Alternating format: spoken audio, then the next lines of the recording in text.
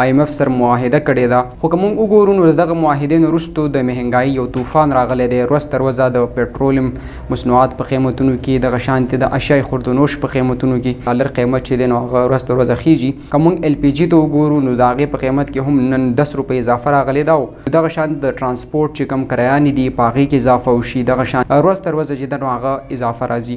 دا د غریبو هم دپاره انتهایي د پریشانۍ خبره. د نګران وزیر اعظم چې دی نو هغه منتخب کړی شو، هغه چارج واغسته. دویم ورځ دا خو هغه په ګورنمنټ کې د عوام دپاره دغه یو د افسوسناک خبر ځکه چې ویلی کېږي چې انتخابات به پر روان د فروری په میاشت کې وي، خو په فروری کې هم دا په نظر نه راځي. السلام علیکم، زه عقیب رضا یم او تاسو ګورئ سوات نیوز. ګرانو کتونکو، نن به موږ خبره کوو د پټرولیم مصنوعات په قیمتونو کې چې کوم اضافه راغلی ده د هغې په حوالې سره. که موږ وګورو نو د پټرول په قیمتونو کې نن 17 روپۍ او 50 پیسې چې د هغه اضافه راغلی ده، او دغه شان د ډیزل په قیمت کې 20 روپۍ فی لیټر چې د هغه اضافه شوې ده. دغه شان د پټرول نوی قیمت چې دی نو هغه 290 روپۍ او 45 پیسې دی، او د ډیزل نوی قیمت چې دی نو هغه 293 روپۍ او 40 پیسې ته چې دی نو هغه رسیدلی دی. دا قیمتونو خو نوی اناونس شوي قیمتونه دي، منتخب شوي قیمتونه دي. خو که موږ د سواد خبرو وکړو نو دلته چې بیا پټرول راسي نو په هغې باندې ټیکس چې دی نو هغه سیوا کېږي. نو که د سواد خبره موږ وکړو نو په سواد کې د پټرولو قیمت چې دی نو هغه 295 روپۍ ته رسیدلی دی. یعنی په سواد کې فی لیټر پټرول چې دی نو هغه په 295 روپۍ باندې خلکو ته چې دی نو هغه میلاویږي.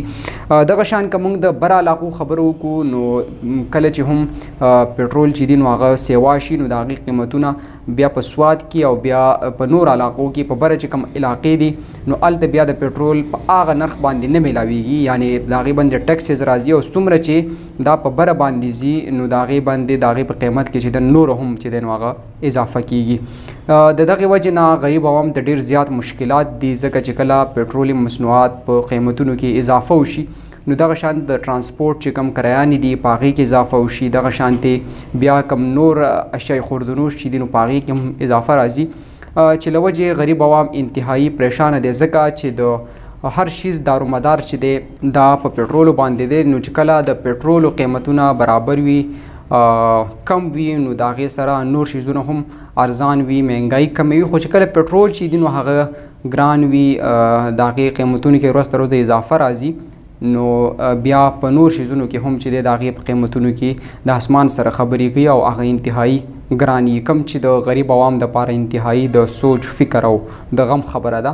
دغه شانتې که مونږ خبره وکړو د ډالر، نو ډالر هم ورځ تر ورځه چې دی نو هغه روان دی. په انټر بینک او اوپن مارکیټ کې د ډالر قیمت چې دی نو هغه ورځ تر ورځه خیږي.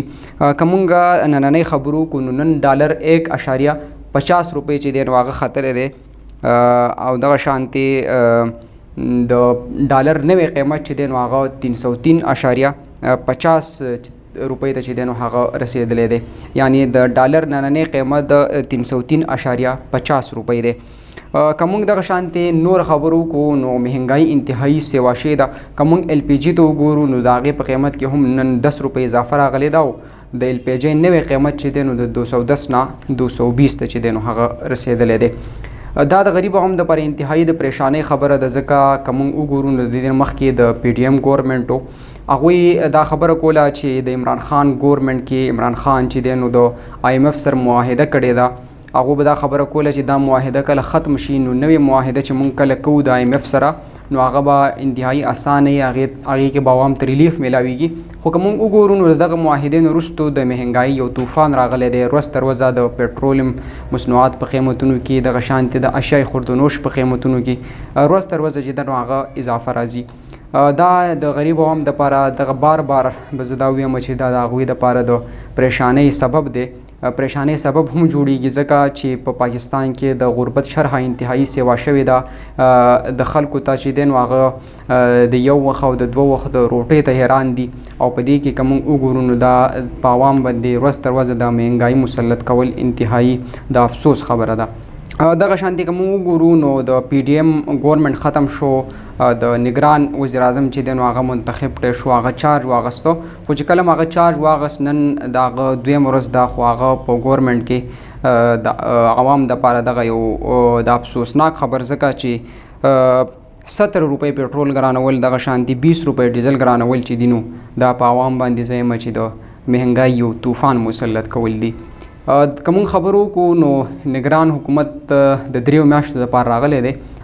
ویلی کېږي چې انتخابات به پر روان د فروری په میاشت کې وي، خو په فروری کې هم دا په نظر نه راځي ځکه که مونږ وګورو نو دغه چې کوم علاقه جات دي سوات، شانګلاو، دیر او دا چې کوم ځایونه دي په دې کې انتهایی زیات واور وریږي، د واورې موسمونه دي. فروری کې انتهایی زیاته واوره کېږي. موږ ته به دا جواز پیش کېږي د الیکشن کمیشن د طرف نه چې په واورو کې انتخابات ممکن نه دي. دا به ډیر زیات لیټ کېږي او تر هغې پورې به دا نگران حکومت چې دی نو دا وي.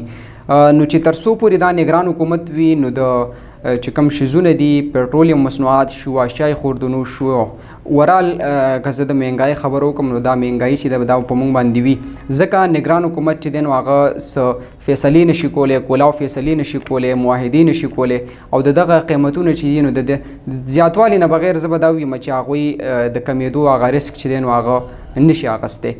نو دا ټول حالات ستاسو د مخې دي. زمونږ چې کوم تیر حکومتونه دي هغوی په موږ باندې دا مهنګایي چې ده نو دا مسلط کړې ده.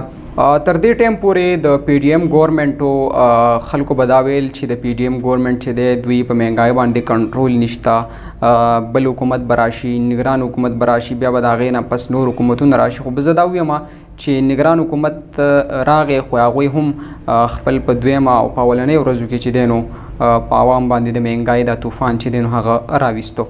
دا زموږ نننی اپډیټس په کم شیزونو کې چې اضافه راغلی ده، د پټرولیم مصنوعات په قیمتونو کې اضافه راغلی ده، دغه شانتې ډالر چې دی نو هغه د اسمان سره خبرې کوي او د ایل پی جي په قیمت کې چې ده نو دا اضافه راغلی ده. د هغې حوالې سره موږ تاسو سره اپډیټس شریک کړل.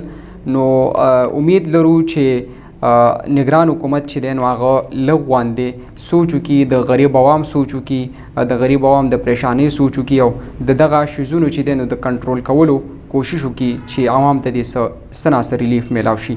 دا زموږ نننی پروګرام. تر بل پروګرام پورې خپل کور باقي برزاله اجازت ورکوي. د الله په امان.